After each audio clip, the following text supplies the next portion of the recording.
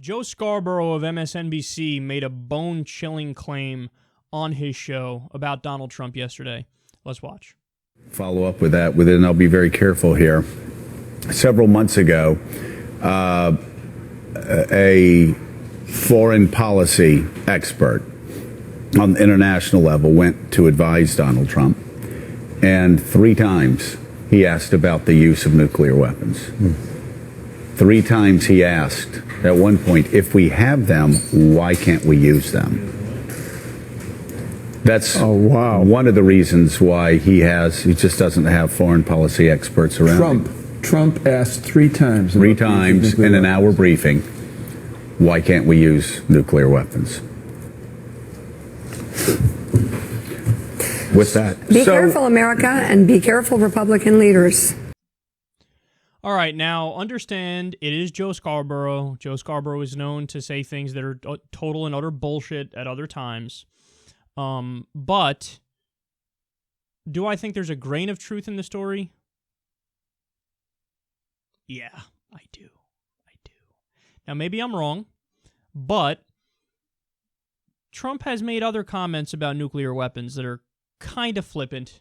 You know, there's probably about 10 examples in the media at different times in debates where, or not debates, excuse me. Well, one time in a debate where he didn't know what the nuclear triad was. But in a town hall with Chris Matthews, where Chris Matthews was like, can you take using nukes off the table? He's like, no. He's like, okay, but so what do you mean? Like you would maybe nuke somebody? He's like, yeah. He's like, okay, what about Europe? Can you take using them against Europe off the table? He's like, no. He's like, Europe? Trump's like, yeah, no, I can't take anything off the table. I don't know what you're talking about. I'm not going to take anything off the table. Who says that? When you look at Trump, there's one thing that even people who don't despise him agree with the people who do despise him on. Kind of impulsive, kind of thin-skinned, kind of a loose cannon, kind of a wild card. That's why it's not surprising to hear that it's possible that in meetings with experts, there are a few instances where he's like, and anyway, yeah, but nukes. We talk about nukes. So what's the deal with that? He's like, well, you know, we'd like to never use them ever because of that. If you do that, it may be a world extinction scenario because of how many nukes there are in existence, how many different countries have them, the response attacks that would happen as a result of it, nuclear winter and the fallout. Right, but so we have them. So if we make them, why can't we use them? I do think there's a grain of truth in this, and it's fucking scary. And one of the main things I said from the beginning is, I don't trust that guy with nukes. I don't trust him with an army. I just don't. Now, that's not to say I do trust Hillary Clinton with those things. I don't trust her with them either. And I have good reason not to trust her with them either. Her fucking record. So let's be clear about that. But this is a matter of spectrum and degrees. And this is a matter of, like I've said from the beginning, when it's Trump and Hillary and you're limited to just that, you are having a conversation of lesser of two evils. Who's the lesser of two evils? And on the day Donald Trump gets elected, I would be more scared than on the day Hillary Clinton gets elected. And I don't think that's irrational. I don't think that's irrational at all. And imagine for a second that there's not just a grain of truth in Scarborough's story. Imagine for a second it's just true. Isn't that a little chilling? That this fucking reality star buffoon who notoriously has thin skin might have the nuclear launch codes and might have an army. But then also, let me add this as a final point on this. Let's veer in the other direction because I think this is important. I would like the establishment to make up their mind, though, because last week they were talking about how, Donald Trump, he's an agent of Vladimir Putin, and the problem is he doesn't want to escalate with Vladimir Putin more. The problem is he doesn't want to do war over Crimea and over Estonia and over Lithuania.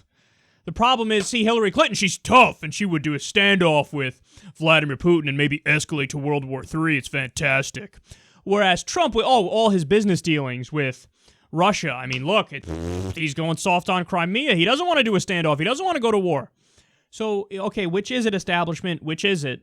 Either you're mad that he's not hawkish enough. Oh my God, look at what he's doing with Russia, and he's so weak, and he's on Team Russia, and he wants to let them take more land, and he doesn't want to escalate. Either that's the argument, or it's the argument he's too hawkish and, oh, he's so crazy he might use nukes. They're trying to use contradictory arguments at the same time. And they do the same thing with Syria, for example. Remember when Trump was like, I want to stay out of Syria. I don't want to be in Syria. Let Vladimir Putin fight in Syria. I'm done. I want to get out of there. It was like, oh, scandal. How dare you say that? But wait, which is it? Because then if he says, and he does say this at times too, because he's Donald Trump and he contradicts himself every 8 seconds, I want to get involved in Syria. Then people go, oh, fucking Trump wants to get involved in Syria. War hawk, crazy person. No, which is it? You can't have it both ways. Which is it? Are you mad at him for being too hawkish, or are you mad at him for not being hawkish enough? So there's definitely some establishment bullshit here where you sniff it, you go, something's funky, something's off.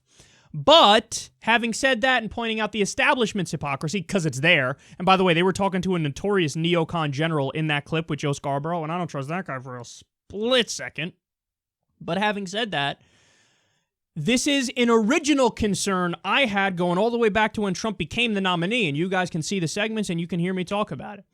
Yes, I am concerned about a guy who's that fucking big of a loose cannon and that unstable having nuclear weapons. And if that story is true about the flippant, like, yeah, why can't we use them?